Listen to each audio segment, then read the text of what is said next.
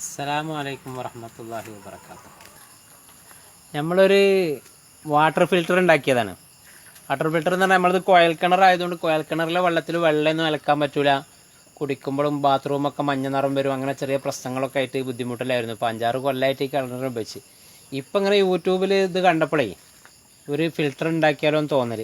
വലിയ ചിലവൊന്നുമില്ല, ഒരു 2000 റുപ്യേൻ്റെ ഉള്ളിലുള്ള ചിലവുള്ളൂ.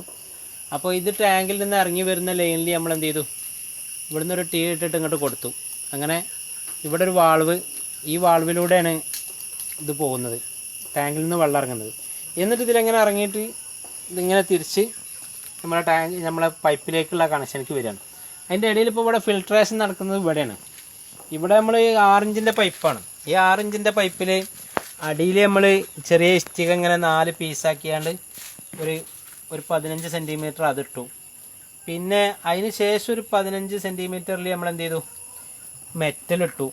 അതിന് ശേഷം ചിരട്ടൻ്റെ കരി ഒരു 15 സെൻറ്റിമീറ്റർ, പിന്നെ അതിന് ശേഷം മണൽ, പിന്നെ അതിന് ശേഷം ഈ വെള്ളാരങ്കല്ല്, നമ്മളെ സാധാ തൊഴിലൊക്കെ കാണുന്ന വെള്ളാരങ്കല്ല് പൊട്ടിച്ചിട്ട് ഒരു 15, പിന്നെ ഇത്ര സ്ഥലം ഇവിടെ ഫ്രീ ആയിട്ട് വെള്ളം നിൽക്കണം.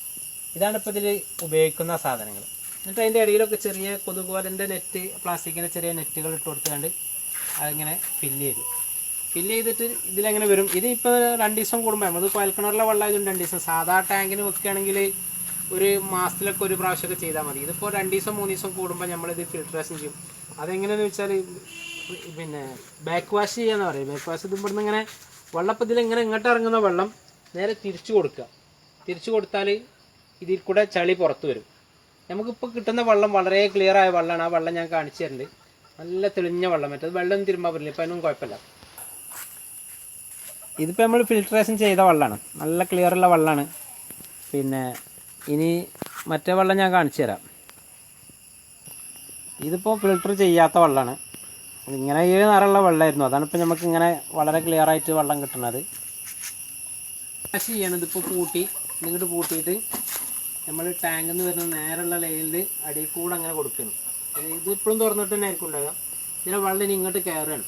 ഇങ്ങോട്ട് കയറിയിട്ട് ഇവിടെ തുറന്നു കൊടുത്താൽ നമുക്ക് എന്ത് ചെയ്യും, ഇത് അപ്പോൾ ഗാഡിയിൽ നിന്ന് ഇങ്ങനെ കലക്കം വെള്ളമാണ്. അപ്പോൾ ഇതിലുണ്ടതിന് ചളികളൊക്കെ പോവുകയാണ്.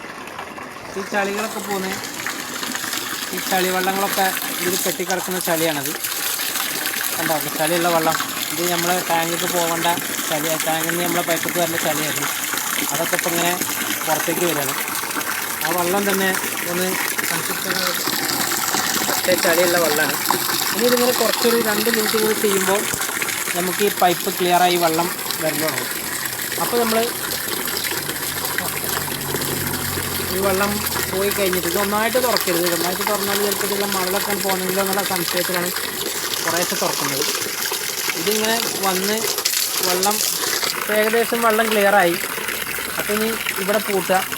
ഇനി നമ്മൾ ചെയ്യേണ്ടത് പിന്നെ നമ്മളെ ടാങ്കിൽ നിന്ന് വരുന്ന നേരിട്ടുള്ള ലൈന് പൂട്ടി ഇനി ഇതിലെ കൂടെ തുറന്നു കൊടുത്തു.